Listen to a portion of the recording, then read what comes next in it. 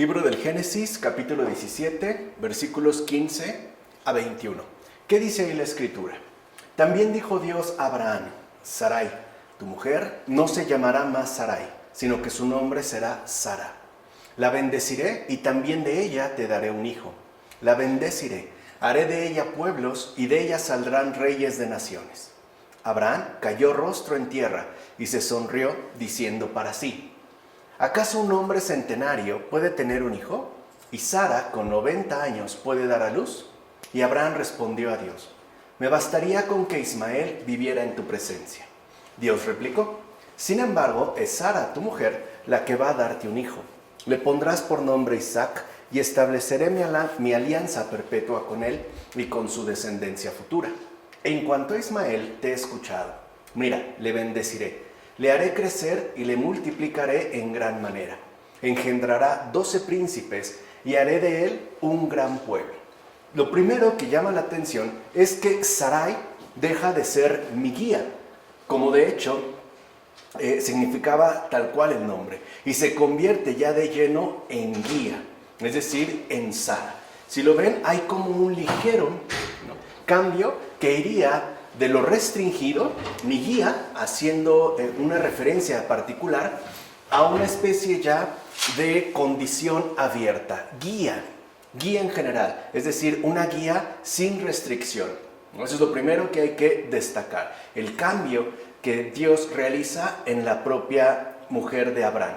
Ya deja de ser Sarai, mi guía, y ahora se convierte de lleno en Sara, es decir, en guía. Esto es importante de tener en cuenta para que, conforme vayamos avanzando en la exposición que nos ofrecen los padres de la Iglesia, veamos la relevancia que estos matices tienen para la comprensión adecuada de las Escrituras. En efecto, con esto se enseña claramente que la que es hecha compañera y partícipe de una fe tan grande no es solamente guía de su casa, sino guía de forma absoluta. En consecuencia, se le ha de comprender y llamar pariente de todas las mujeres que creen rectamente. Por eso el propio apóstol San Pedro, exhortando a las mujeres creyentes de esas naciones a la virtud de la humildad, de la castidad y de la modestia, recordó con la debida alabanza a nuestra madre Sara cuando dijo: así Sara obedeció a Abraham llamándolo Señor. De ella sois hijas cuando obráis el bien sin inquietaros por ningún temor, como afirma Beda en sus homilías sobre los evangelios. Entonces podemos ver cómo Sara es entonces ejemplo y guía de maternidad creyente. Por eso es tan importante el darnos cuenta cómo Sara adquiere ya esta dimensión abierta, amplia, ¿no?, cuya amplitud efectivamente apunta a poner la base de lo que sería una maternidad creyente. Es guía, pues, no solo para cualquier mujer creyente, sino en particular para poder comprender esta maternidad creyente. Ahora bien, Abraham no expresó ni duda ni burla alguna con su sonrisa. Cuando dijo, pensó para sí, ¿no? Se sonrió y dijo: ¿puede un hombre centenario tener un hijo? De hecho, mostró su amor por Ismael con lo que le dijo a Dios, puesto que durante 25 años había permanecido firme en esta esperanza. Es más, él había mostrado su fe en ello durante todas las revelaciones que le habían sobrevenido. Es decir, a pesar de que fue grande su lucha con la esterilidad, finalmente manifestó con su sonrisa la victoria de su fe. En efecto, cuando a la vejez se le añadió la esterilidad, él sonrió de gozo en su corazón, pues le resultaba maravilloso que Dios le hiciera estas dos cosas, como menciona Fredericivi en sus comentarios sobre el Génesis. Entonces, de entrada, bajo una lectura superficial, pareciera que Abraham se burla, ¿no? Como si se estuviera burlando de lo que Dios le ha dicho. O sea, como si se estuviera burlando de un disparate. Y no es así. O sea, si ponemos bien atención, lo que vemos, en efecto, es que la sonrisa de Abraham es más bien de asombro y de profunda gratitud. Porque esa sonrisa es la que emana cuando el corazón se llena ciertamente de gozo. Y sobre todo, un gozo, ¿no?, extraordinario, puesto que a partir de esta palabra que el Señor le dirige, no solo va a quedar vencida su vejez, sino también su esterilidad. Y no solo la suya, sino de igual modo la de su mujer, es decir, la de Sara. Por otra parte, conviene considerar que Abraham aún era incircunciso cuando Dios lo llamó y que también era todavía incircunciso cuando le fue prometido un hijo legítimo como herencia. Así pues, estás invitado a creer que él no es padre exclusivamente de los judíos, como ellos afirman, sino que asimismo es el progenitor, según la fe, de todos los creyentes. Y esto también es fundamental de tener en cuenta. O sea, Abraham no solo es padre de los judíos como tal, sino que su importancia radica en que le corresponde más bien el papel de progenitor, según la fe, de todos los creyentes. Por eso, efectivamente, ¿no? Hasta la fecha, nosotros lo reconocemos como nuestro padre en la fe. Es decir, también tiene que ver con esta progenie que de él ha emergido. Y también Sara, con la adición de una letra a su nombre, o sea, con quitarle esa Y antes de la circuncisión de su marido, es bendecida con un don no pequeño, ya que obtiene el primado de la virtud y de la gracia. En efecto, Dios mismo promete que de ella tendrán su origen naciones y reyes de los pueblos, justo para que en ella esté representada no la figura de la sinagoga, sino de la iglesia. Aquí es donde vemos también esta otra dimensión que será muy destacada y una figura muy querida por los padres de la iglesia, ¿no? Adelantando un poquito, ya que al hablar de la iglesia, en efecto la van a reconocer en un primer momento como la estéril. ¿Por qué la estéril? Porque sus hijos no han nacido según la carne, sino que han sido engendrados según la acción del Espíritu Santo, o sea, por conversión. No es que uno nazca como tal miembro de la iglesia, uno es engendrado espiritualmente por la obra misma de Dios. Por eso este padre de la iglesia, ahorita veremos quién, ¿no? Destaca como Sara. También a Sara se le ha concedido un don para nada pequeño, ya que en ella, efectivamente, como hemos dicho, estaría representada no la figura de la sinagoga, sino de la iglesia. Así pues, el hecho de que Abraham riese ante la promesa de tener un hijo de ella no fue expresión de incredulidad, sino de gozo. De hecho, cuando uno está muy alegre, cuando realmente el corazón rebosa de alegría, es prácticamente imposible no sonreír. O sea, decimos, ¿no?, de manera literal, que la sonrisa aflora en los labios. Eso es lo que se manifiesta en el caso de Abraham. De hecho, Abraham no es ni incrédulo respecto a las promesas, ni es avaro en los deseos. O sea, no es que dude con respecto a lo que Dios le ha dicho, y eso que ha transcurrido un tiempo bastante considerable, un cuarto de siglo. Y tampoco es que sea avaro en los deseos, o sea, que busque pues que el cumplimiento de las promesas se reduzca a un deseo particular. En todo caso, es como si dijera a través de su sonrisa: no dudo que darás un hijo a un viejo de 100 años, y que como autor de la naturaleza dilates los límites de la naturaleza. O sea, si tú eres el creador de la naturaleza, pues no hay ningún problema en que tú, ¿no?, expandas estos límites de tal manera que pueda llevarse a cabo lo que tú me estás prometiendo. Bienaventurado aquel a quien se le dan estas cosas. O sea, reconoce que sí, o sea, es una gran bendición recibida por parte de Dios. Pero también lo sé Ismael, pues vivirá en tu presencia.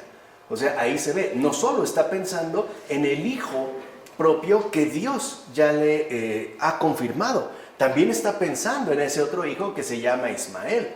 Y lo que le interesa entonces a Abraham es que Ismael, en tanto hijo suyo, no es el hijo directo de la promesa, pero sigue siendo hijo suyo, no quede desamparado.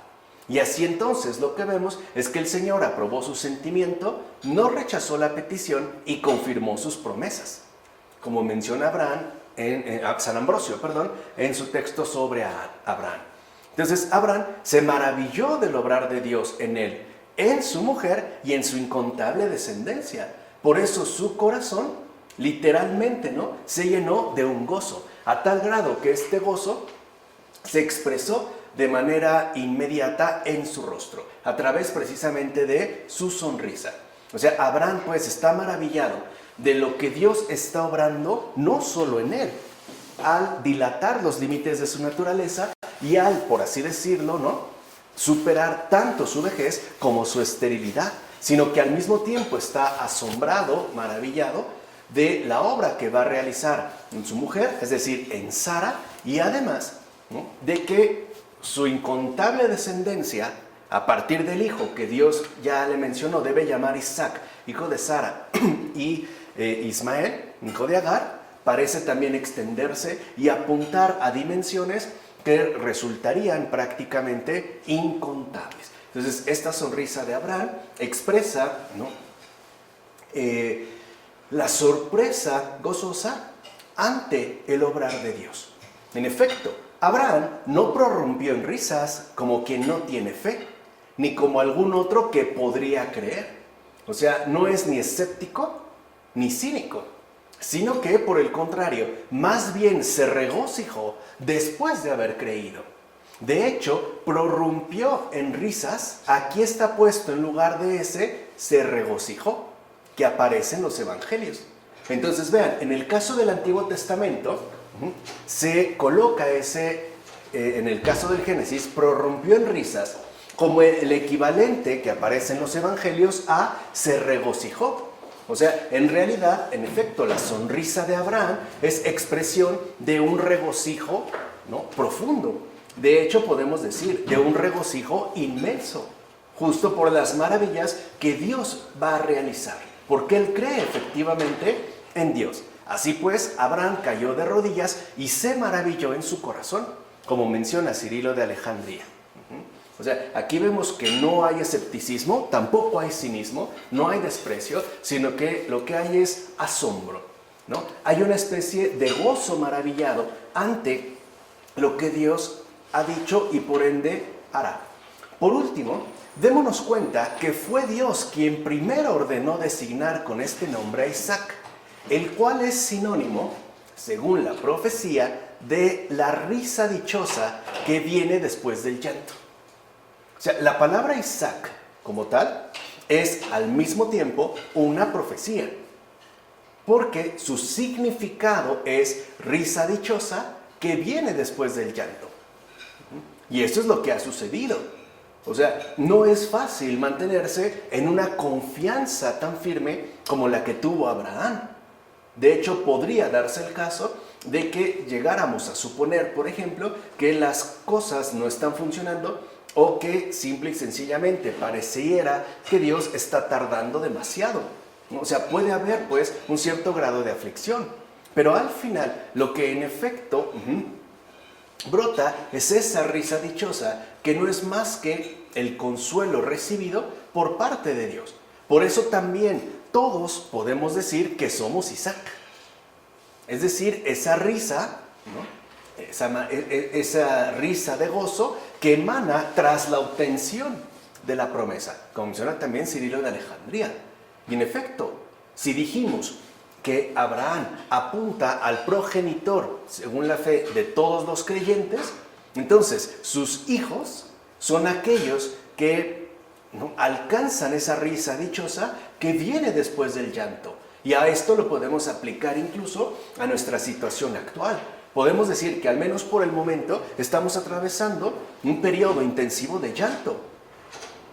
Vamos, a partir de la pandemia, del COVID, hay mucho llanto. Y es verdad que hay mucho sufrimiento y hay mucho dolor, pero eso no lo es todo.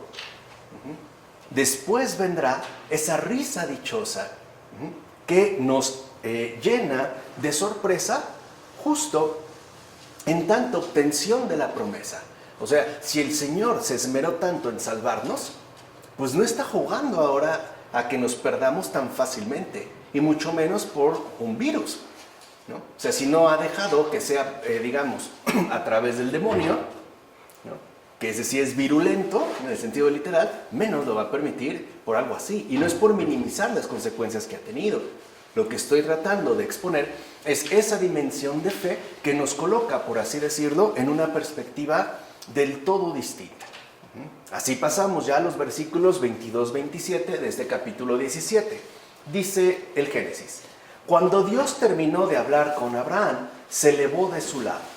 Abraham tomó a su hijo Ismael, a todos los nacidos en su casa y a todos los comprados con dinero, a todos los varones de su casa, y aquel mismo día les circuncidó la carne del prepucio, tal como Dios le había ordenado. Tenía Abraham 99 años cuando se circuncidó la carne del prepucio. Su hijo Ismael tenía 13 años cuando se circuncidó la carne del prepucio. Aquel mismo día se circuncidaron Abraham y su hijo Ismael. Todos los hombres de su casa, los nacidos allí y los comprados extranjeros con dinero, se circuncidaron con él. O sea, una vez que ya Dios se manifestó claramente a Abraham, de inmediato lo que hace Abraham es, ¿no?, dar paso a lo que Dios le ha indicado. No se tarda nada, pues, en cumplir las órdenes que Dios le indicó. Entonces, esto es lo que vemos de entrada. O sea, Abraham cumple de inmediato y con sumo cuidado lo que Dios le había mandado, ya que con esto lo que se pretende es dejar plenamente al descubierto la obediencia del hombre justo, ¿no? El justo como este amigo de Dios, aquel que en efecto se confía a Él y que no solo se confía a Él, sino que obra sin tardanza según las indicaciones que el Señor le da. Esto es algo importante. O sea, no es que ya entonces, debido al gozo recibido, Abraham pierda de vista los deberes que le corresponden. Al contrario, actúa, lo vamos a decir así, con prontitud, es decir, con un verdadero celo divino. No deja que estas cosas pasen rápido. De hecho, San Francisco de Sales, a esta prontitud que aquí, por ejemplo, estamos exponiendo a partir de la figura de Abraham, es lo que llama devoción. Si uno lee la introducción a la vida devota de San Francisco de Sales, veremos cómo él efectivamente dice que la devoción es el obrar rápido en bien de los demás. Eso es devoción. O sea, esta obediencia se expresa en términos de devoción. Una persona devota es una persona que actúa pronto en cuanto recibe la indicación o bien en cuanto se da cuenta de la necesidad que hay que atender. O sea, digamos que la verdadera obediencia no conoce la dilación, ¿no? O como decimos en México, para el alma devota, el ahorita no existe. Porque sabemos que en México, cuando alguien te dice ahorita, puede significar infinidad de cosas. Desde lo haré hasta quizá, pero no sé cuándo, ¿no? Es una especie de presente postergado, ¿no? En un futuro indeterminado. ¿Quién sabe si suceda o no? Aquí no. O sea, la devoción se expresa a través en términos de esta obediencia. En efecto, no creas que la Escritura nos indica el número de sus años sin intención alguna.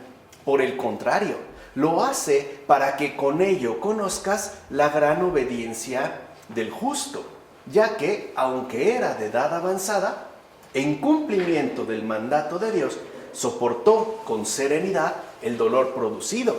Y no solo él, sino también Ismael y todos los demás, como afirma Juan Crisóstomo en sus homilías sobre el Génesis.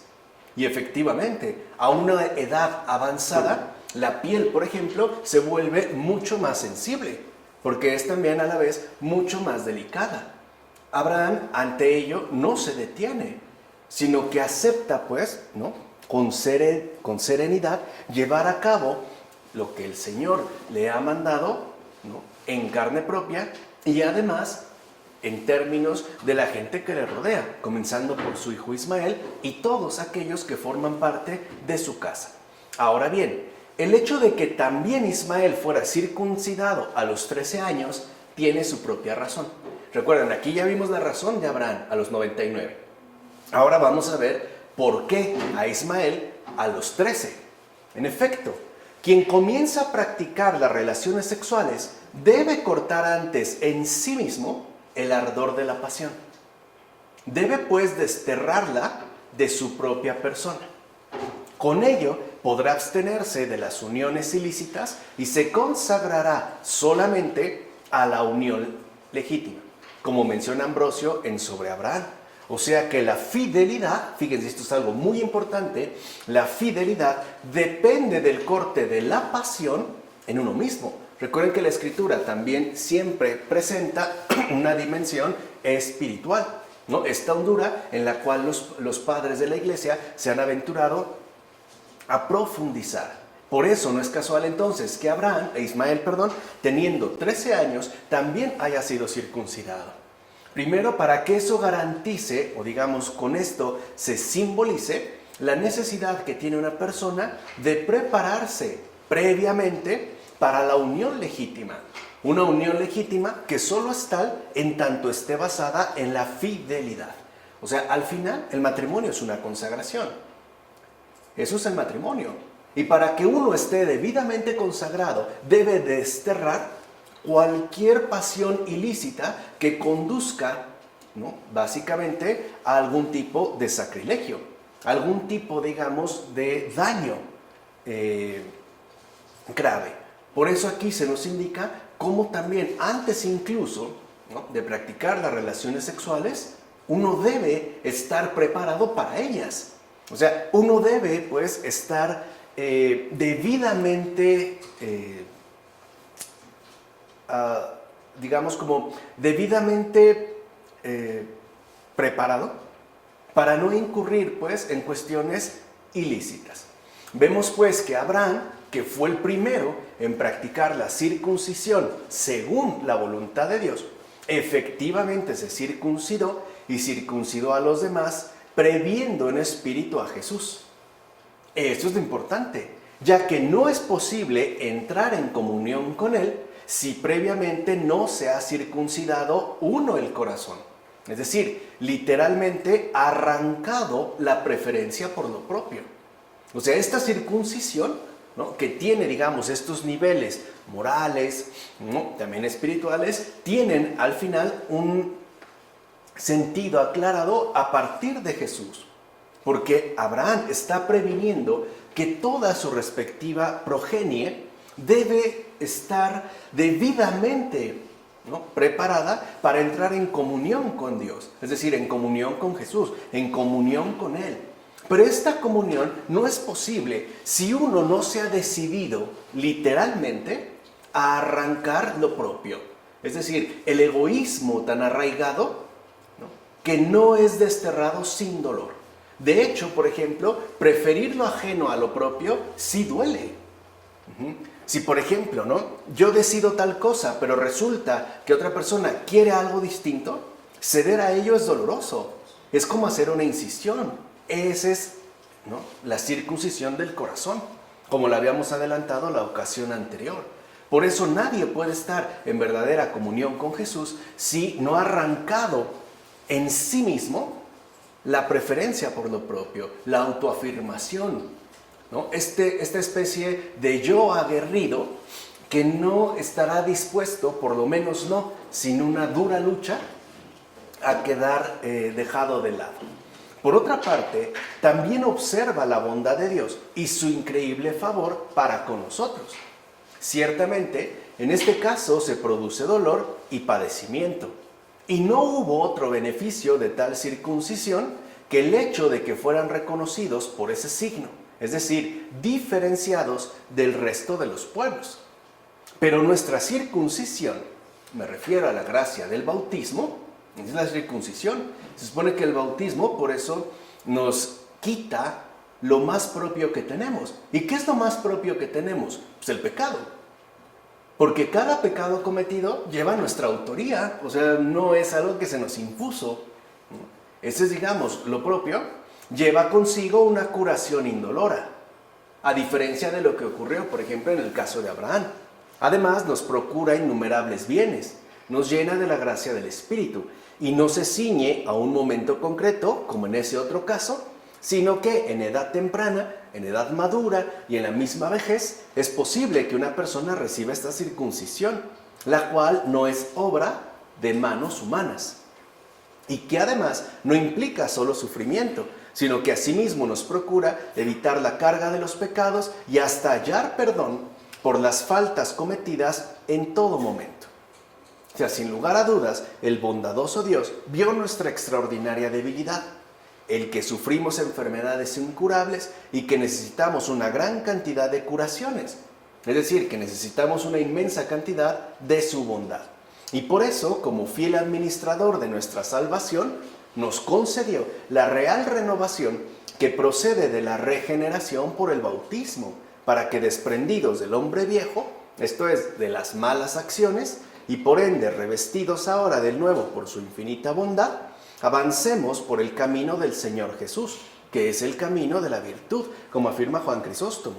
Por eso Pablo, ¿no?, tuvo esta discusión tan dura con los judíos con respecto a la insistencia de que la circuncisión física ya no era necesaria, porque ahora se había dado cumplimiento al signo indicado desde mucho tiempo atrás. O sea, había llegado pues la plenitud de los tiempos, ya Dios se había manifestado. Y esto es como muy importante entonces de tener en cuenta, porque entendamos que esta circuncisión que nos ha concedido pues el bautismo implica a su vez un compromiso bastante definido y bastante serio con Dios mismo. O sea, al final el bautizado tiene una prioridad, y la prioridad es esta: preferir a Dios en todo y por encima de todo, incluso por encima y primero que uno mismo. Cuando esto no se da, entonces la comunión con Dios no está realmente llevándose a cabo. Puede ser que haya un cierto grado de cercanía, pero no puede hablarse de una auténtica compenetración. No habría aún así, ¿no?, como ciertos impedimentos para que Dios esté plenamente unido a nosotros. Así entramos ya al capítulo 18, de los versículos 1 a 8.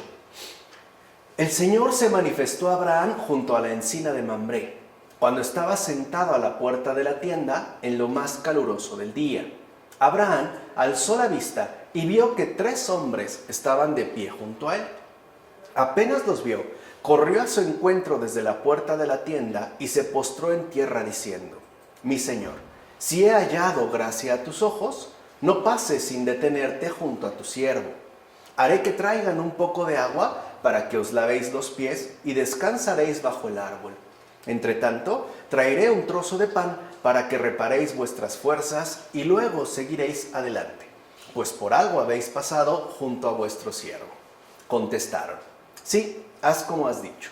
Abraham corrió a la tienda donde estaba Sara y le dijo: Date prisa, amasa 3 medidas de flor de harina y haz unos panes. Él fue corriendo a la vacada, tomó un hermoso ternero recental y lo entregó a su siervo, que se dio prisa en prepararlo. Luego tomó cuajada, leche y el ternero que había preparado y lo sirvió ante ellos. Y permaneció en pie a su lado bajo el árbol mientras ellos comían. Vean, o sea, a partir del anterior vemos como otros rasgos muy importantes que debemos de tener en cuenta. Entonces, primero, el propio texto afirma que es Dios, es decir, el Señor, quien se presenta a Abraham a través de 3 hombres. No es algo que se está inventando. La reacción misma que nos relata la Escritura por parte de Abraham así lo manifiesta, porque se postró, cayó de rodillas, se postró, rostro en tierra, y le dijo: Mi Señor. Recuerden que esta es una expresión para referirse única y exclusivamente a Dios. De hecho, si lo ven, por eso no se utiliza en estos casos expresiones tales como mi rey, porque el rey tiene una figura mucho más limitada en términos meramente terrenales, como alguien pues que tiene poder. En este caso no. Hablar del Señor es hablar pues de una referencia que solo correspondería a Dios. Por eso en el Antiguo Testamento es tan común que se hable de el Señor tu Dios. Ahora, con esto se deja en claro que Dios es al mismo tiempo tanto cercano como elusivo, o sea, trascendente. Vean cómo ya se empieza, ¿no?, a como explicitar más el misterio de los misterios, o sea, Dios mismo. De hecho, la mención bíblica, el Señor Dios, recalca precisamente esta realidad misteriosa de cercanía y elusión divinas. Y esto es importante de tener en cuenta. En primer lugar, porque, por ejemplo, Dios se ha hecho carne, se encarnó en la persona de Jesús de Nazaret, hijo de la Virgen María. Allí hay una gran cercanía. Pero eso no quiere decir que entonces ya tenemos, por ejemplo, completamente agotado el misterio de Dios. Al contrario, sigue siendo elusivo. O sea, no podemos comprender por completo, ¿no?, esta manifestación como tal. Es más, esto se lo deja muy claro a Felipe cuando le dice: el Padre y yo somos uno. Quien me ve a mí, ve al Padre. O sea, si uno puede ver a Jesús, incluso uno puede ver al crucificado.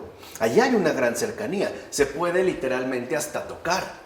Pero no por ello se agota, sino que se sigue, ¿no?, manteniendo como elusivo, es decir, como netamente trascendente. Es más, al hablar del Señor tu Dios, esto es por un lado lo que se enfatizaba. Al decir el Señor, es alguien a quien te puedes referir de manera directa. Pero al mismo tiempo, no porque tengas esta concesión, ¿no?, de dirigirte a Dios o de invocar a Dios, significa que entonces lo tienes bajo tu poder. O sea, Él no está a tus órdenes, pues, ¿vale? Por eso se añadía el Señor tu Dios, que además es inseparable del propio misterio de la encarnación. Es reconocer que ¿no?, Jesús, que es el Señor visible, a su vez es el invisible. Insisto, no por eso se agota. Tratar de captar el misterio, pues, de que este hombre es también, o este verdadero hombre, es también verdadero Dios. O sea, ya de aquí, ¿no?, a partir de este momento, como que el misterio de Dios se va expresando de manera paulatina y con mayor claridad. Además, en este pasaje se destaca el marcado y profundo contraste entre Dios y la criatura. O sea, esto también se va a dejar en claro. Por ejemplo, vean, en la manifestación de Dios, los tres hombres están de pie y Abraham sentado. ¿Se acuerdan al principio? Ellos vienen y Abraham está sentado, ¿no?, a la puerta de su tienda en el pleno calor del mediodía. O sea que Dios no se cansa jamás de amarnos, aun en los momentos adversos. O sea, en los momentos quemantes por el pecado. Él siempre viene a nosotros. Ni siquiera nosotros tendríamos la fuerza para ponernos en pie e ir a Él. Su sola presencia es lo que nos fortalece. Lo vemos en este relato, ¿no? En cuanto Abraham vio a los visitantes, se puso de pie y corrió hacia ellos. Mientras no. O sea, es Dios quien toma la iniciativa. Por eso el Mesías, el Verbo encarnado, ¿no?, el Logos hecho carne, es obra de Dios. Él es el que ha tomado la iniciativa. No se trata de un mesianismo humanamente organizado, una especie de proyecto que sea posible, pues, llevar a cabo por medios terrenales. Entonces, esta es una figura importante. Aun cuando estemos abrazados literalmente por el pecado, Dios viene a nuestro encuentro. Se acerca, pues, a nosotros, justo porque su amor infinito, ¿no?, por cada uno de nosotros es inagotable.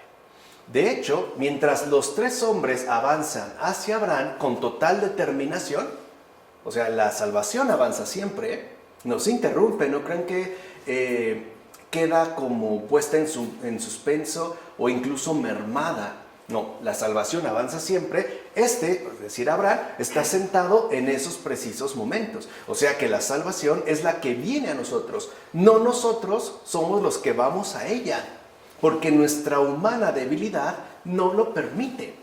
Por eso creo que a veces se ha malentendido la cuestión de la santidad. O sea, se supone que tenemos la idea de que uno tiene que llegar a ser santo, esforzarse, pues, por adquirir esta condición. Y no es así. Más bien el punto está en dejarse santificar por Dios. Es una cuestión de docilidad, no es una cuestión de impetuosidad. Por eso los verdaderos creyentes no son héroes. Son seres obedientes, que si lo viéramos bien a detalle, pues no destacan mucho por cuestiones, por ejemplo, heroicas a la manera de los mitos antiguos.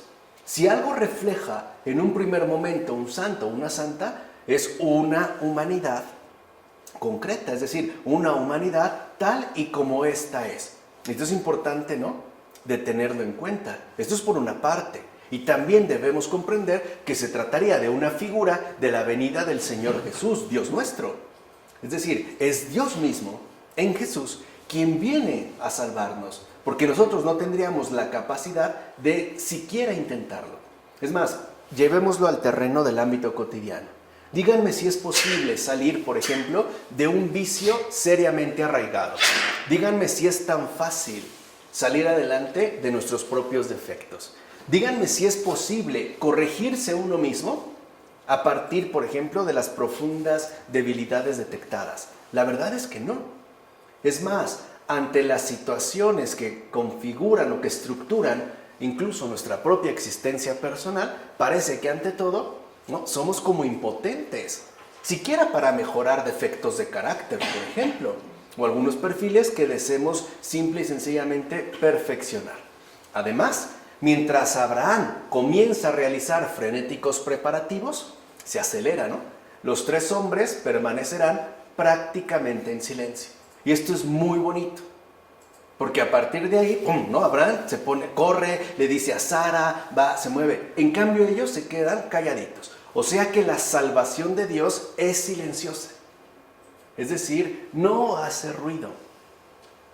Y eso es algo que también en estos tiempos no comprendemos. O sea, quisiéramos que la salvación se manifestara de una manera estridente, ruidosa, llamativa, espectacular. Pero es que Dios no es así y nunca ha sido así. Lo dijimos hace un momento, la salvación no se detiene, esta sigue adelante. Lo que es ruidoso es el mundo. Incluso nosotros también pareciera que buscamos esta especie de celeridad frenética, ¿no?, por hacer más o menos visible la obra que Dios está realizando. Por ejemplo, cuando tenemos una especie de activismo evangélico, ¿no?, quisiéramos hacer esto y aquello y vamos a armar grupos y comunidades para hacer, pero en realidad vemos que no funciona así. Esto es como muy importante también de tener en cuenta. No lo olviden, la salvación de Dios es silenciosa, no hace ruido. ¿Cuántos conversos no ha habido desde la encarnación del Señor a la fecha? Y no todos realmente sabemos quiénes han sido. Es más, pensemos en los santos. Yo estoy convencido, ya lo he dicho en algunas ocasiones, que los santos conocidos, es decir, los canonizados, los oficiales, en realidad son pocos. Si pudiéramos conocer la infinidad de santos desconocidos. Estos sí son más, estoy casi seguro. ¿Por qué? Porque la salvación de Dios es silenciosa. Nos ha concedido conocer a algunos como ayudas, ¿no?, como luces, pues, para avanzar en el camino que nos toca recorrer. Pero en realidad lo que vemos es que Dios no hace ruido. O sea, los tres hombres, de hecho, solamente hablan una sola vez. Una vez. Y lo hacen con absoluta autoridad. No cuestionan, no se ven como tímidos, ¿no?, como dudosos, no. Hablan una vez, es decir, Dios, y con total autoridad. O sea que la palabra de Dios no es parloteo, sino realidad de concreción. Dios no necesita de parloteos inútiles, no necesita de sermones grandiosos. Lo que sí es requerido es una realidad de concreción. O sea, que se vea reflejada, es decir, cumplida esta palabra de manera muy precisa y concreta. Es más, hoy en día creo que nosotros deberíamos de asumir como modelo de evangelización el ser discípulos en lo ordinario, sin grandes parloteos, sino en realidades de concreción ordinaria. De manera, si lo quieren ver así, silenciosa, pero efectiva. Hacer lo que nos corresponde en lo ordinario, ser discípulos del Señor ahí, sin querer, por ejemplo, acaparar las redes sociales, o querer ser top trending, ¿no?, o querer realizar series y tener miles de seguidores y millones de likes, porque el Señor no realiza esta obra. No la realiza así. La obra del Señor no es escandalosa, porque no es falsa. No requiere de un ruido que llame la atención, como a veces pasan en las calles automóviles ofreciendo algún producto con una bocina, justo para que la gente voltee. Dios no es parloteo. O sea, creo que aquí esto también es algo importante que hoy deberíamos de tener muy en cuenta. O sea, la necesidad de que el anuncio del Evangelio sea en términos de una realidad de concreción, concreta, en el día a día. Es decir, vuelvo a repetir, discípulos en lo ordinario, fieles en lo ordinario, en lo pequeño, en lo que pasa desapercibido, en el anonimato. donde literalmente Dios realiza milagros increíbles y además a diario. No en la cuestión de la espectacularidad, no, más bien en la dimensión concreta de la efectividad, es decir, de la realidad. En síntesis, aquí se pone de manifiesto el contraste dado entre Dios y el ser humano al momento del encuentro. O sea, al momento del encuentro con Dios. No sé si ustedes han tenido la fortuna de conocer a un verdadero converso. Por lo regular, el converso, al primer momento, se vuelve muy impetuoso. Quisiera, ¿no? Como que ir y gritarlo a las calles y hacer 1000 planes, y ya quiere escribir ahora un tratado y armar un grupo y, no sé, convocar a la nueva cruzada para el 2021 e ir y acabar con la pobreza y el hambre. Esto es muy común. Pero lo importante no es este ímpetu. Lo realmente importante es la perseverancia mantenida a lo largo de toda la vida. En pocas palabras, conversión no es efusión. En realidad, conversión es fidelidad a perpetuidad. O sea, pase lo que pase. Es permanecer firmes en la comunión con el Señor, como diríamos nosotros, tanto en las buenas como en las malas. Además, darnos cuenta que efectivamente uno tiene encuentro con el Señor, es decir, uno tiene este contacto de cercanía, pero también se mantiene una distancia. O sea, también se mantiene, pues, esta elusividad de Dios que a veces se manifiesta, por ejemplo, en el modo en el cual las cosas suceden. O sea, a veces creemos en Dios, pero, por ejemplo, no comprendemos por qué las cosas pasan de esta o de aquella manera. Incluso en la propia vida. O sea, no tendríamos que referirnos a las situaciones que nos rodean. En la propia vida, ¿no? Quisiéramos muchas veces que las cosas ciertamente fueran distintas.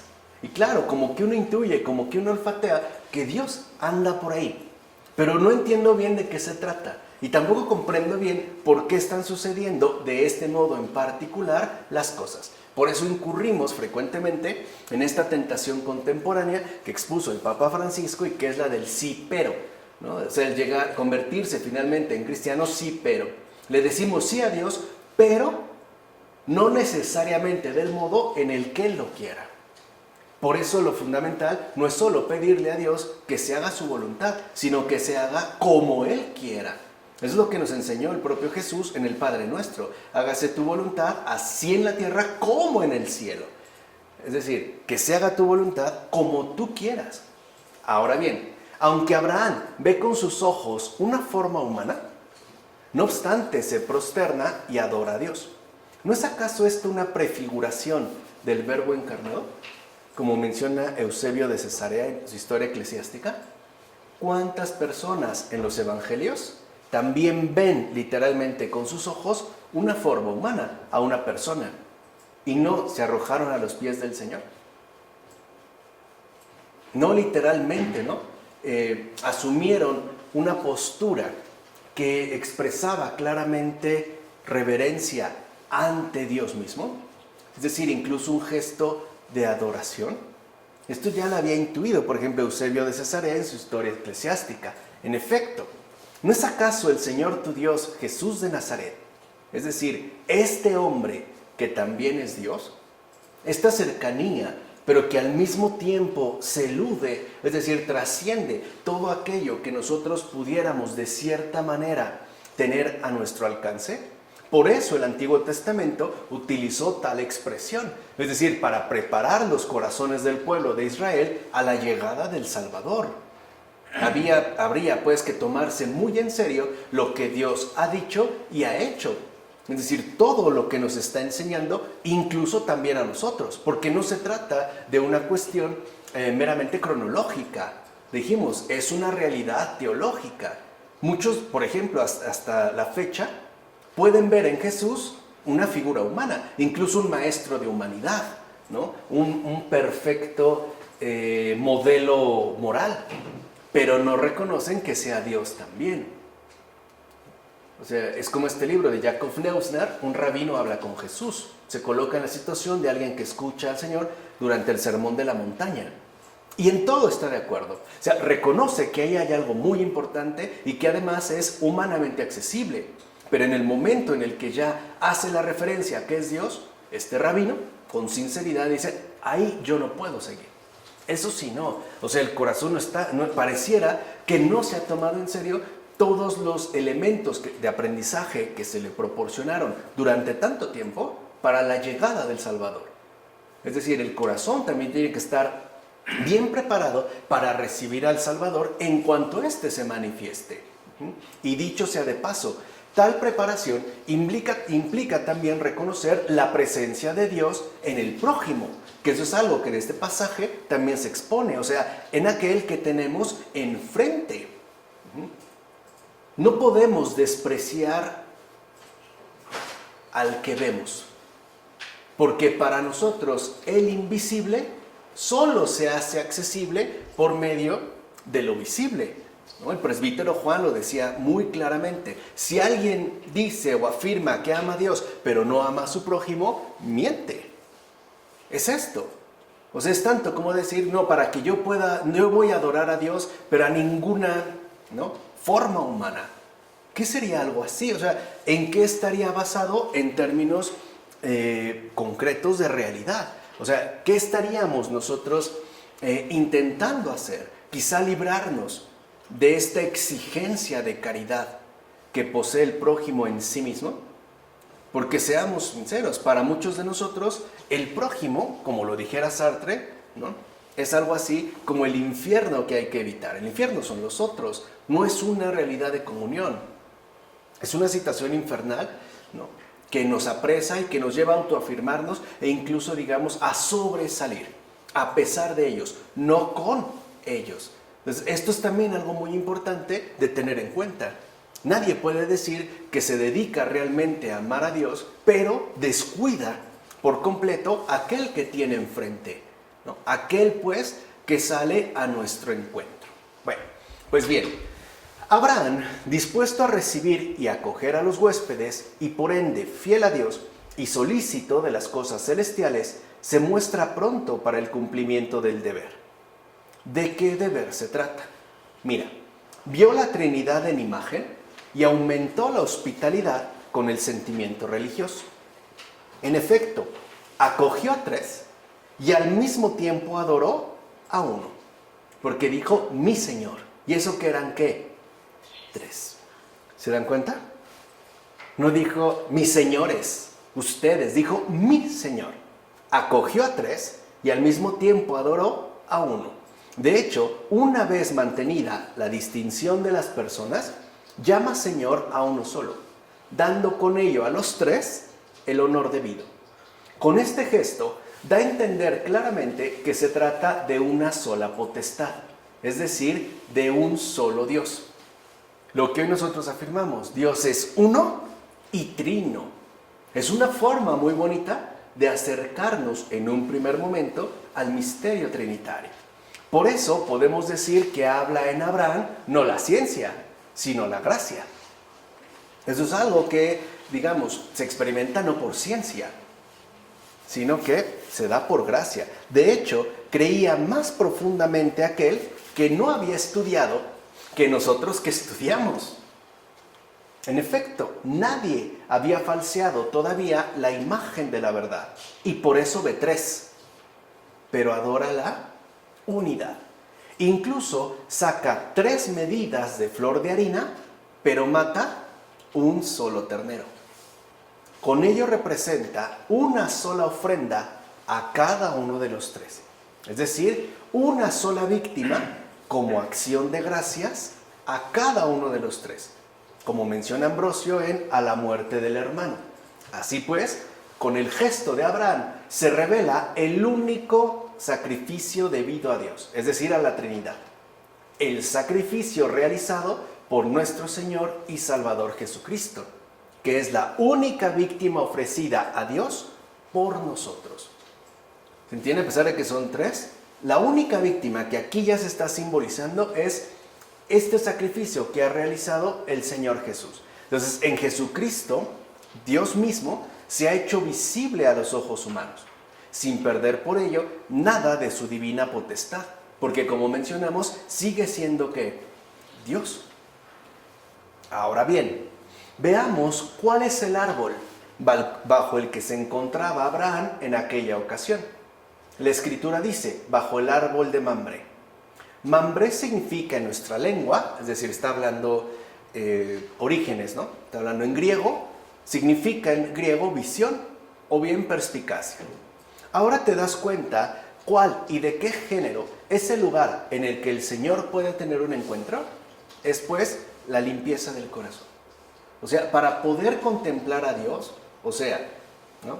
A la Trinidad, al misterio del Dios uno y trino, lo que se requiere no es cursos y cursos de teología y de lenguas, no. El único requisito es limpieza de corazón. Abraham, en efecto, era limpio de corazón, a tal grado que pudo ver a Dios, como menciona Orígenes en sus homilías sobre el Génesis. O sea que en realidad lo que obstaculiza el ver a Dios es la suciedad que nuestro propio corazón va acumulando día con día. Es más, puede llegar al extremo, la distorsión, que uno no ve a Dios, sino que uno se ve a sí mismo en todo y en todos. Por ejemplo, ve a otra persona siempre en relación a mi conveniencia, a mi gusto o a mi preferencia. Siempre hay como un movimiento autorreferencial, como si todo, ¿no?, me hablara de mí mismo, como si en todo me viera a mí mismo. Ahora, Abraham no solo vio y conoció el misterio de la Trinidad, sino que de igual manera entendió en aquel momento el misterio de la Santa Iglesia, simbolizado a través de las 3 medidas de harina. Entonces vean, no solo se está afirmando la obra de Dios, que es la Iglesia. En efecto, las 3 medidas de harina son la fe, la esperanza y la caridad. ¿O acaso no es verdad que en estas 3 virtudes se encierran los frutos de la Iglesia entera? ¿Qué le ofrece realmente, ¿no?, la Iglesia a Dios? ¿No son los frutos dados de la fe, de la esperanza y de la caridad? ¿No son esas los 3 panes que la Iglesia, el cuerpo vivo del Señor, ofrece precisamente a la Trinidad en su divina majestad? De hecho, el que ha merecido tener en él las 3 virtudes, o sea, fe, esperanza y caridad, puede estar seguro de recibir a toda la Trinidad en el banquete de su corazón, como menciona Cesario de Arles. Y tiene razón. El Señor nos invita a un banquete donde se da una absoluta cordialidad, una total familiaridad, en un ambiente ciertamente gozoso. Ahora bien, comparemos la aparición que sobrevino a Abraham con aquella otra aparición que sobrevino a Lot. Como bien sabemos, 3 hombres vienen a Abraham y estaban de pie junto a él. Esto pasa con Abraham. Y mientras que a Lot solo vienen 2 y se sientan en la plaza. Se dan cuenta, ya de entrada aquí hay como un marcado contraste. Los 2 tienen visitantes, pero no se da el suceso del mismo modo. Examina si por disposición del Espíritu Santo las cosas acontecen o no en proporción a los méritos. Ciertamente, Lot era muy inferior a Abraham. De no haber sido inferior a él, no se habría apartado de su lado, ni le habría satisfecho la tierra de los sodomitas y su estancia entre ellos. Así pues, los 3 hombres vienen a Abraham al mediodía, y a Lot vienen 2 y por la tarde. O sea, esto ya te ven, es un cambio importante. Esto se debió a que Lot no era capaz de acoger en sí la intensidad de la luz divina. No estaba en condiciones todavía. Se ve el hecho de que se apartó de Abraham y prefirió irse a la tierra de los sodomitas. En cambio, Abraham sí era capaz de recibir su pleno fulgor. Ya dijimos, era limpio de corazón. Esta diferencia entre ambos queda de manifiesto si de igual manera examináramos de qué modo acoge cada uno de ellos a los visitantes y cuáles son sus respectivos preparativos para la hospitalidad. O sea, ¿de qué modo reaccionaron los dos? En efecto, el comportamiento entre Abraham y Lot es muy diferente. Por eso a Abraham se le aparece el Señor, mientras que a Lot se le aparecen solamente dos ángeles, no el Señor, ángeles. ¿Y qué le dicen estos a Lot? El Señor nos ha enviado a destruir la ciudad y a provocar su ruina. Lot acoge a los que tenían la misión de arruinar y no al que podía salvar. De hecho, esa ya había sido su elección desde antes, pues su separación de Abraham y su posterior estancia en Sodoma así lo confirman. ¿Qué había preferido Lot? No la salvación, la destrucción, al separarse, ¿no?, de Abraham. En cambio, Abraham sí acogió tanto al único que salva como a los que traen la perdición, es decir, aquellos cuyo único propósito consiste en destruir, como menciona Orígenes en sus homilías sobre el Génesis. ¿Se dan cuenta cómo aquí hay, si estableciéramos estos contrastes, ¿no?, cosas importantes de tener en cuenta? Por otra parte, considera también lo siguiente: 3 varones vinieron a Abraham y se pararon junto a él. Sí, considera qué significa esto. Es decir, que vienen a él y no contra él. Vienen a él, no vienen contra él. Vienen a él porque Abraham estaba sometido a la voluntad de Dios. Así pues, vienen a él y sobre él para protegerlo, y no contra él para rechazarlo, como menciona Cesareo de Arles. O sea que Dios viene a cada uno de nosotros. A algunos viene para protegerlos, a otros para reprenderlos, a otros también para castigarlos.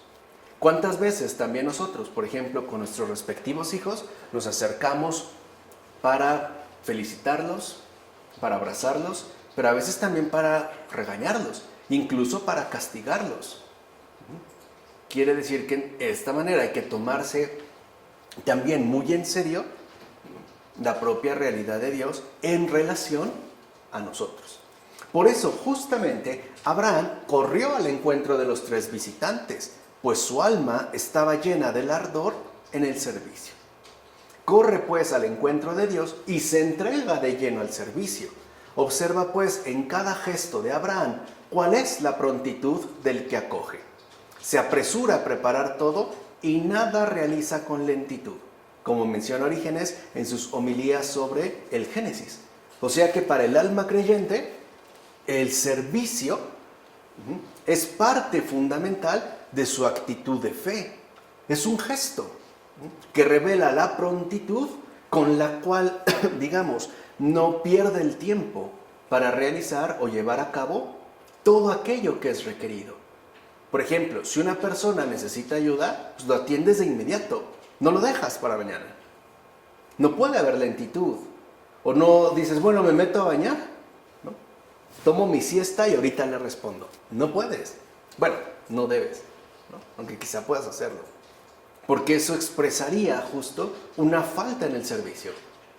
Y al tener esta falta en el servicio, se vería que en realidad esta alma no está pronta en el amor de Dios. Este rasgo es aquel que caracteriza al creyente, es decir, al fiel y hospitalario servidor de Dios. Porque al final eso es un creyente, es un servidor de Dios. Ahora, hay 2 tipos, a grandes rasgos, de servidores de Dios: fieles e infieles. Hay quienes hacen lo que Dios le pide. O bueno, habría 3, ¿no? Los que hacen lo que Dios les pide, aquellos que no hacen lo que Dios les pide, y aquellos que lo hacen, pero de mala gana, tarde o lentamente. O sea, con despreocupación, ¿no? Sin un verdadero espíritu de servicio. Así pues, la hospitalidad, entiéndase, el amor al prójimo, es cosa buena y tiene su propia recompensa. En primer lugar, posee la recompensa de la gratitud humana. Cuando tú eres hospitalario, la gente misma te lo agradece, o sea, ya tiene su recompensa. Y después, lo que es más importante, asimismo posee la recompensa del premio divino. En efecto, en esta habitación terrena, todos somos huéspedes, pues solo tenemos un lugar de vivienda temporal.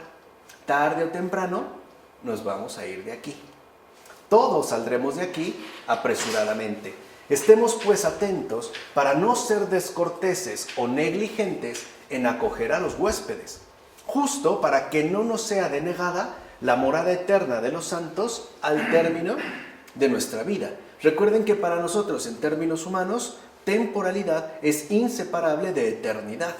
De hecho, todo lo que nosotros realizamos temporalmente repercute eternamente. O sea, tiene un peso de eternidad. Además, mientras estéis en este cuerpo, frecuentemente surgirá la necesidad de viajar y por ende la de encontrar alojamiento. En consecuencia, aquello que hayas negado a los otros es aquello que tú, ¿no?, lo has decidido contra ti mismo. O sea, no, si por ejemplo, tú le niegas el ser servicial a los demás, ¿cómo esperas entonces que ellos lo sean contigo?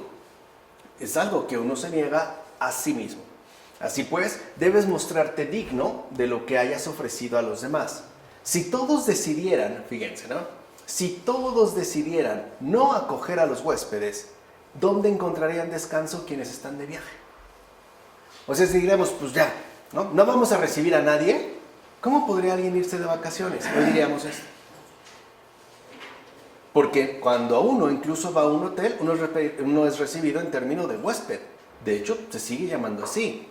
Si nos pusiéramos de acuerdo y dijéramos, pues ya nadie recibe a nadie, ¿cómo entonces podríamos ir a algún lugar?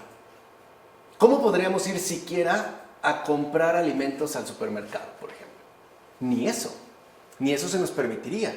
En todo caso, habría entonces que dejar las moradas de los seres humanos para ir a buscar los escondrijos de las fieras y las guaridas de los animales salvajes, como menciona Ambrosio sobre Abraham.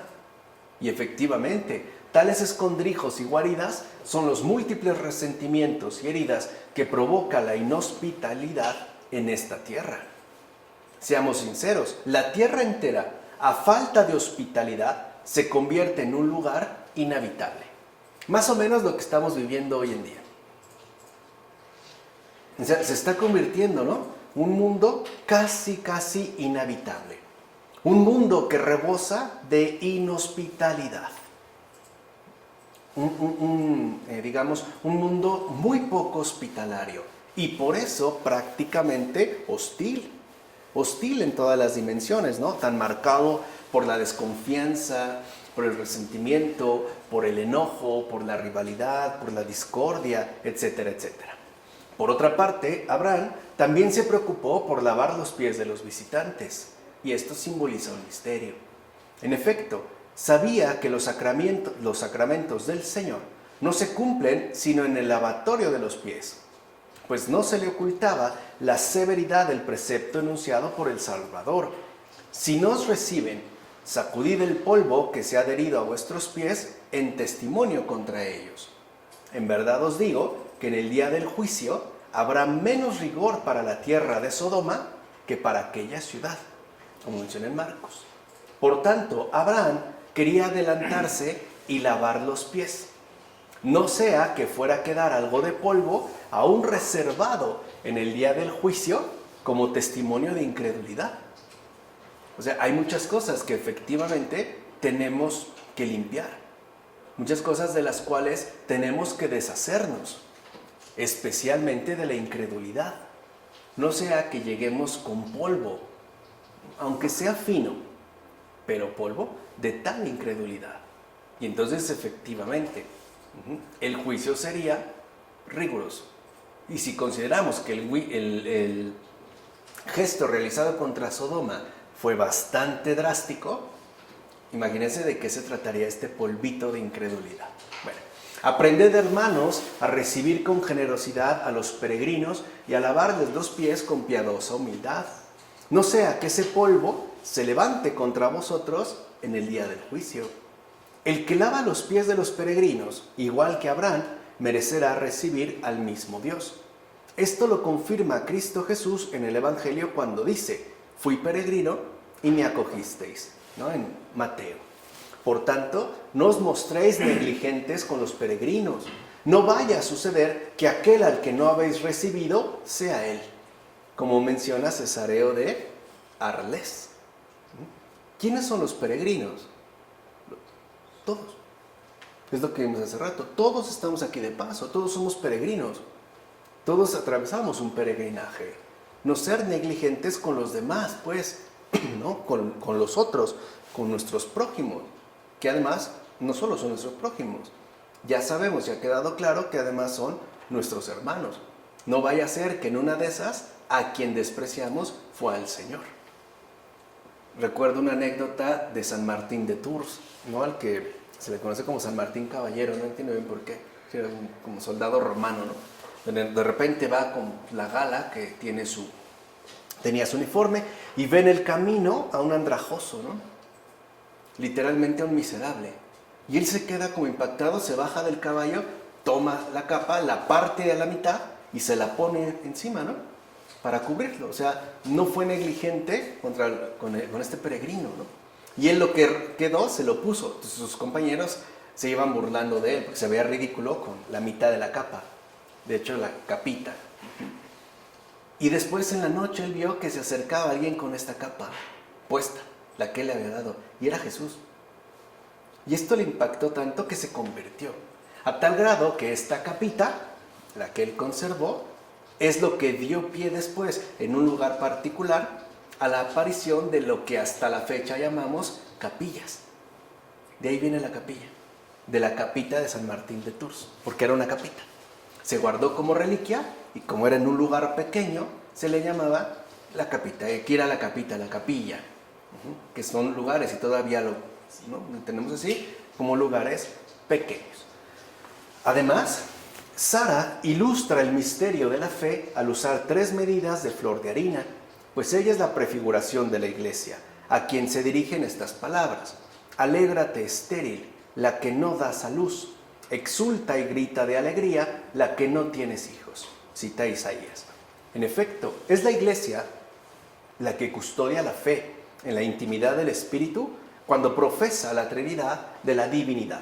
Cuando adora en igual medida y con igual veneración al Padre, al Hijo y al Espíritu Santo. Y además lo celebra conjuntamente en la única majestad, distinguiendo a su vez lo que es propio de cada una de las 3 personas. Así, mezcla tú también tu piedad con esta profesión de fe, al igual que Sara, como menciona Ambrosio sobre Abraham. O sea, no perdamos de vista que nosotros estamos justamente confesando la fe en estas 3 personas. Y además, como lo que son, un único Dios. Ahora bien, Abraham corrió a la vacada y tomó un ternero. ¿Cuál ternero? ¿Tal vez el primero que encontró? Por supuesto que no, pues tomó uno bueno y tierno. Así pues, aun haciéndolo todo apresuradamente, sabe muy bien qué ofrendas principales y grandes deben presentarse al Señor. Tomó por tanto, o mejor, escogió del rebaño un ternero bueno y lo entregó a su criado. Y el criado se apresuró a prepararlo. Mira pues, corre Abraham, se da prisa a su mujer y el criado también se apresura. No hay ningún perezoso en la casa del sabio. Tal es la característica de la hospitalidad. En un hogar donde haya un solo perezoso, refleja que ese hogar no tiene hospitalidad. Tal cual, como menciona Orígenes en las homilías sobre el Génesis. No se ha cultivado, si lo quieren ver así, no se ha cultivado ahí el espíritu de servicio, espíritu de atención. Por eso es tan importante lo que les decía, ¿no? Lo que la Escritura nos está ya exponiendo a estas alturas. Pues bien, se sirvió un becerro no duro, sino bueno y tierno. Y aquí hay otro misterio. En efecto, ¿qué hay tan tierno y tan bueno como el que se humilló por nosotros hasta la muerte y dio la vida por sus amigos? Solo este es el ternero cebado que sacrifica el Padre para finalmente recibir al Hijo arrepentido. ¿O acaso Dios no amó tanto al mundo que le dio a su Hijo único? Como menciona Orígenes también en sus homilías sobre el Génesis. O sea, Dios, ¿qué víctima literalmente sacrificó por nosotros? ¿Un ángel? ¿Un ser celestial especial?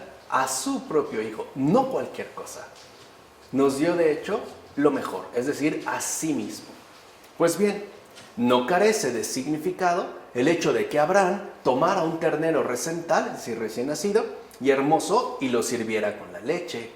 En efecto, en el Éxodo, al proclamar Moisés la Pascua del Señor, dijo: el cordero será sin defecto, puro, perfecto, de un año, macho. Lo escogeréis entre los corderos y los cabritos. Y toda la asamblea de la comunidad lo inmolará a la puesta del sol, como dice en Éxodo. También aquí se especifica que es mediodía cuando Abraham da hospitalidad al Señor. Pero es en la cena cuando se inmola el ternero y se come con leche. Esto es, no con la sangre, sino con la pureza de la fe. Era pues un buen cordero en cuanto debía lavar los pecados, y tierno porque no es de dura cerviz, puesto que ha cogido el yugo de la ley en sí y no ha recusado el patíbulo de la cruz. O sea, dócil y obediente. Y además obediente hasta la muerte. Así pues, no sin razón es un cordero tierno, ya que nada ha quedado de su cabeza, de sus pies y de sus intestinos, ni le fue quebrantado ningún hueso. De hecho, se dejó comer enteramente por los comensales. Puede decirse entonces que la ley representó al ternero en figura, mientras que el Evangelio lo ha mostrado en la verdad, como menciona Ambrosio en sobre Abraham. O sea que aquí vemos, ustedes ven cómo se vuelve a insistir en la persona de Jesús. Por el contrario, ¿qué les ofreció Lot a sus dos visitantes? Solo panácimo, y eso comieron. Esto se debió a que era muy inferior en méritos a Abraham, es decir, no tenía ni ternero cebado, ni conocía el misterio de la Trinidad, o sea, carecía de las 3 medidas de harina. Con todo, puesto que ofreció lo que pudo, con un corazón sincero, mereció liberarse de la perdición de los habitantes de Sodoma. Mira pues cómo en la casa donde se ejerce la hospitalidad viene el Señor y entran los ángeles. Por el contrario, las casas cerradas a los peregrinos son más bien abrasadas y destruidas con llamas de azufre, que es también esta figura de la inhospitalidad, como afirma Cesáreo de Arles. Por último, mencionemos también lo siguiente: el pan y la carne, que eran abundantes, no estaban ahí para saciar a los ángeles, sino para que la bendición se repartiera entre todos los habitantes de aquella casa. Por su parte, Abraham no se sentó a la mesa con ellos, sino que, como un siervo, se quedó de pie apartado de ellos.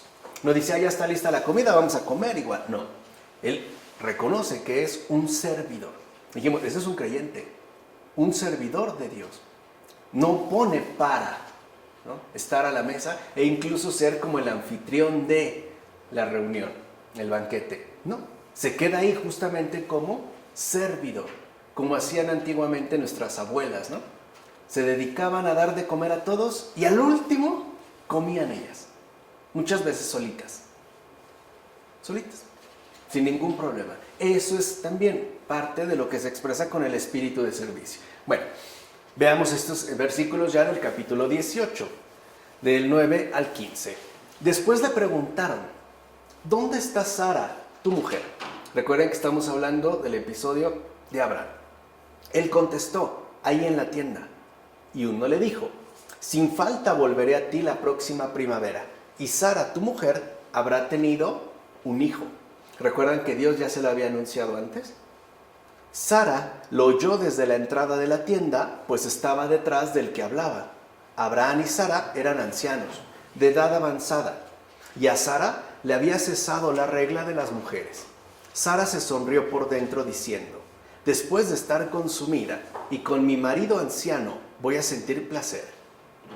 El Señor le dijo a Abraham: ¿por qué se ha reído Sara diciendo: ¿de veras voy a dar a luz siendo anciana? ¿Es que hay algo difícil para el Señor? En el tiempo señalado, la próxima primavera, volveré a ti y Sara habrá tenido un hijo. Sara lo negó diciendo: no me he reído, pues tenía miedo. Pero él contestó, el Señor, no es cierto, te has reído. Bueno, la edad mencionada, tanto de Abraham como de Sara, no apela a la mera longevidad. O sea, no es una cuestión meramente cronológica, es una cuestión más bien teológica.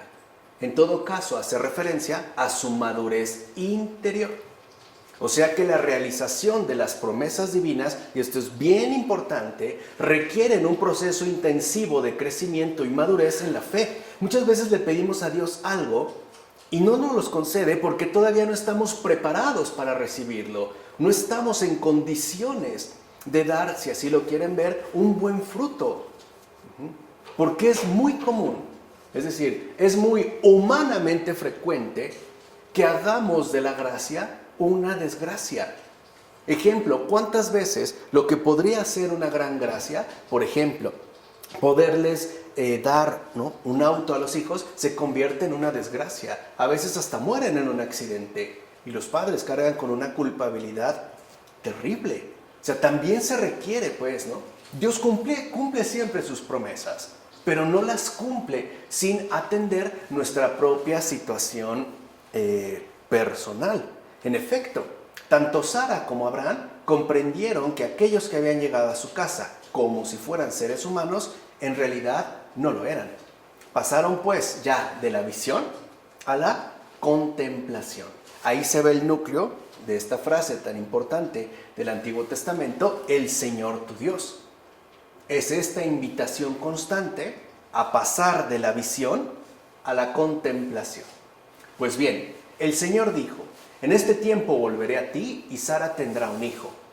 No obstante, aunque Abraham estaba en pie para darle fuerzas a su mujer, la firmeza en la fe siempre fortalece a los que tenemos cerca, ¿no? Tranquilo, no te preocupes, ¿no? Dios proveerá, Dios ayudará. O sea, aquí se ve este gesto. Sara más bien se rió y, como sabemos, tuvo pensamientos interiores. Ahora bien, si ella hubiera pedido una señal para la fe, la hubiera recibido. En primer lugar, porque era una mujer estéril y anciana. Y en segundo lugar, porque no pretendía ver o oír para después creer. Y eso es algo muy bonito. Quiere decir que también el Señor nos concede estas señales cuando son solicitadas, apelando a nuestra propia realidad de vida. Si Dios, por ejemplo, nos prometiera tal cosa, pero nosotros nos damos cuenta que no estamos en condiciones de, por edad, por situación económica, por cuestiones familiares, entonces el pedir una señal, Dios la concede, precisamente porque nuestra realidad de vida pareciera que no da para eso, ¿se entiende? O sea, Dios se toma muy en serio, vuelvo a repetir, nuestra humana concreción. Además, porque Sara no es que fuera incrédula, al contrario, lo que quiere es incrementar, ¿no?, la fortaleza de su fe. Así pues, a ella, que no pidió un signo, fíjense, no lo hace, Dios de todas maneras se lo da. Y Dios le dio un signo especialmente para ella y dijo, ¿por qué te has reído, Sara? Y has dicho, ¿engendraré yo que soy anciana? Pero Sara, en vez de aceptar el signo que se le concedía, ¿dónde está el signo? Que este visitante, el que habla, ¿no?, adivinó sus pensamientos. Ahí estaba el signo, por eso ya no se trataba de cualquier cosa. Persistió en rechazar, por culpa de su desconfianza, el signo verdadero que se le concedía. De hecho, ella negó lo que interiormente había pensado porque tenía miedo. Pero para enseñarle que a Dios no le convencería con una falsa excusa, él mismo le dijo, sin embargo, te has reído en tu corazón, aunque tu corazón esté negando la estupidez de tu lengua. Como menciona Efrén de Nisibio. Entonces, a veces, nuestro corazón tiene ciertos pensamientos interiores, que, como bien sabemos, solo Dios conoce. Pero nuestra lengua a veces niega aquello que ha aflorado. Esto último es importante, ya que nos muestra que la verdadera fe debe poseer una común cohesión de corazón y lengua. O sea, lo que somos se debe ver transparentado en lo que decimos, y lo que decimos debe a su vez confirmar efectivamente lo que somos. Por eso el gran San Ignacio de Antioquía decía, más vale callar y ser que hablar y no ser. O sea, es siempre, ¿no?, importante trabajar esta común cohesión de corazón y lengua. Es decir, debemos cuidar muy bien que aquello que decimos sea coherente con aquello que realmente experimentamos en el corazón. O sea, según la experiencia viva de la fe. Porque si no, lo que termina ocurriendo es un parloteo que carece de un verdadero sustento que lo respalde. Hablamos pues por hablar. Versículos 16 a 21 de este capítulo 18. Los hombres se levantaron de allí y se dirigieron hacia Sodoma. Vean, ya terminaron, ¿no?, con Abraham y Sara. Se levantan y se van hacia Sodoma. Abraham iba con ellos para despedirlos. Entonces el Señor se dijo, ¿cómo podré ocultar a Abraham lo que voy a hacer? Cuando Abraham se va a convertir en un pueblo grande y poderoso, y en él van a ser bendecidos todos los pueblos de la tierra, pues a él lo he elegido para que instruya a sus hijos y a su futura casa, y para que guarden el camino del Señor, practicando la justicia y el derecho, de forma que el Señor conceda a Abraham lo que le ha prometido. Y dijo el Señor, se ha extendido un gran clamor contra Sodoma y Gomorra, y su pecado es gravísimo. Bajaré y veré si han obrado en todo según ese clamor que contra ella ha llegado hasta mí. Y si no es así, lo sabré. Algo parece claro. Si Abraham será el principio fundador de la bendición para todos los demás pueblos, es conveniente que vea también cómo Dios actúa con justicia. ¿Se entiende? O sea, la experiencia de la fe también no evade la realidad misma que aquí se revela. En pocas palabras, sabemos que Dios es misericordioso, pero también posee justicia. O sea, no es solo que nos quedemos con una parte. Y si Él es el fundador de la bendición para todos los demás pueblos, pues Él mismo debe darse cuenta de cómo Dios actúa también con justicia. Dicha justicia no puede ser dejada de lado bajo ninguna circunstancia. Recordemos también que la bendición de Dios contiene a su vez una seria advertencia. Pues bien, a Sara no se le reveló en el lugar al cual se dirigían los visitantes, es decir, Sodoma. A Sara no se le dijo nada. Y esto fue así para que ella no se angustiara en el mismo día en que le habían dado una gran alegría. Ocultaron pues su ida a Sodoma para que no se afligiera llorando. Pero sí se lo revelaron a Abraham para que no cesase en su súplica a favor de todos aquellos cuyo castigo se había proclamado. En efecto, se lo revelaron a Abraham para que aquella ciudad pudiera ser salvada, como menciona Efrén de Nisibi en su comentario sobre el Génesis. O sea que cuando Dios manifiesta su justicia, lo que corresponde al hombre creyente es interceder por aquellos por aquellos sobre los cuales el castigo está señalado. Es una cuestión de lo que hoy llamaríamos nosotros intercesión. Por otra parte, asimismo veamos que el clamor de Sodoma y Gomorra, debido a su pecado, se había agravado en demasía, y con toda razón, ya que en efecto hay un clamor en los pecados. Dicho clamor, sin duda alguna, es aquel grito que desde la tierra sube al cielo. Ahora bien, ¿por qué se afirma que los pecados, por así decirlo, claman? Es decir, gritan. Porque, como dice Dios, sus oídos son golpeados por los lamentos de los pecados que ciertamente reclaman y con fuerza que ya no se difiera más el castigo merecido. ¿Se dan cuenta de esta cosa tan importante? Repito, ¿por qué se dice, o se afirma en la Escritura, que los pecados tienen un clamor, que gritan?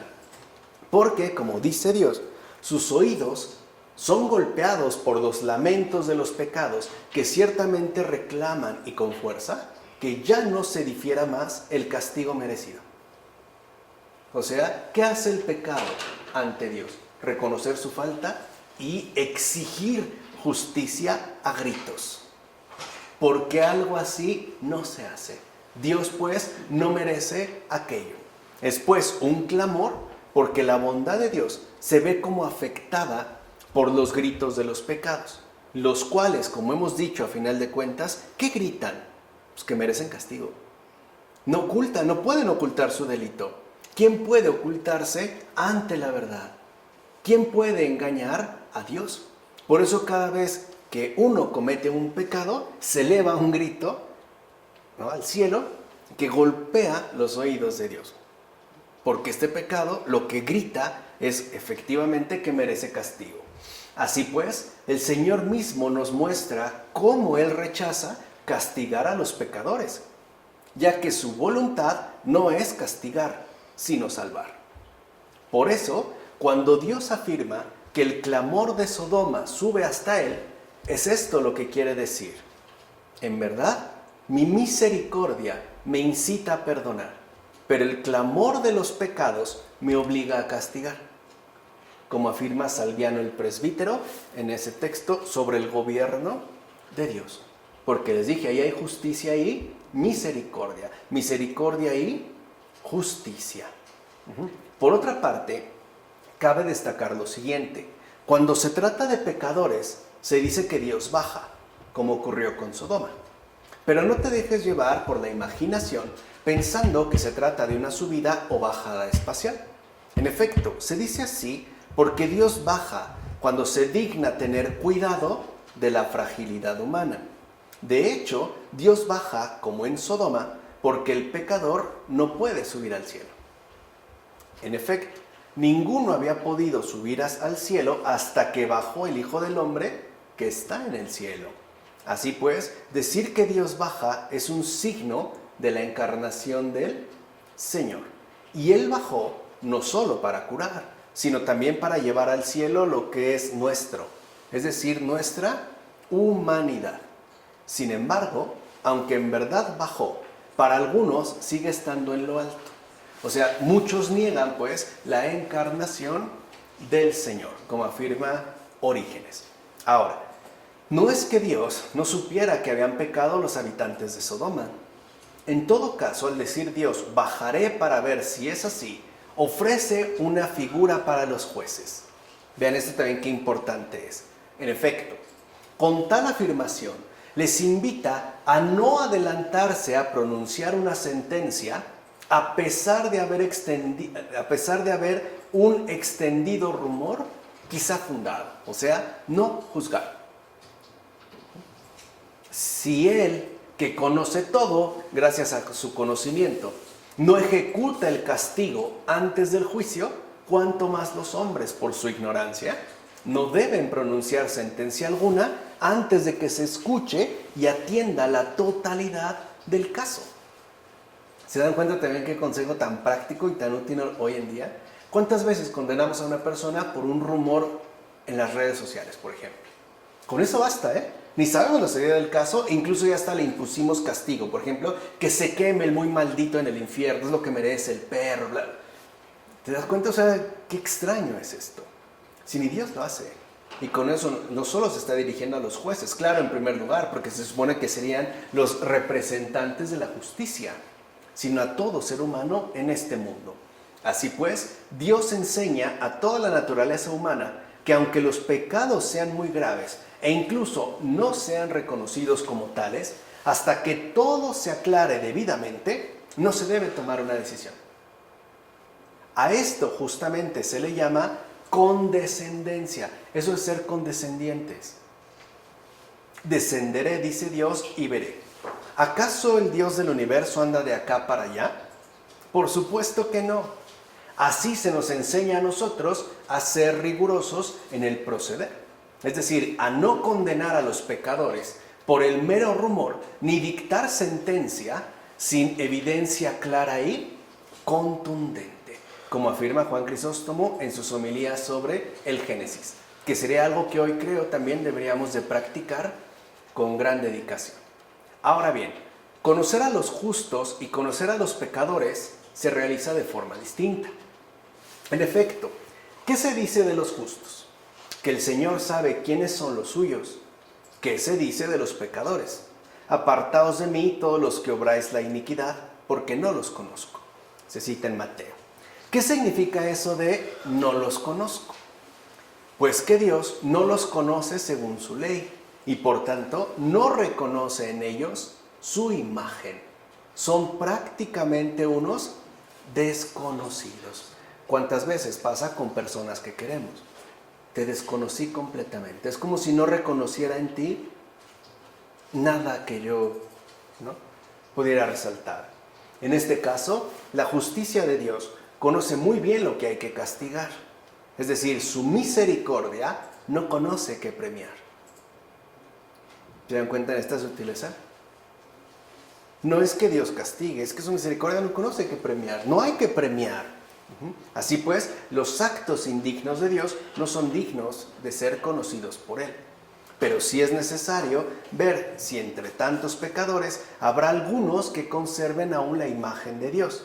Y es a esos a los que Dios conocerá, como afirma Cesáreo de Arles. En consecuencia, ya aquí terminamos, después ver la otra secuencia que continúa.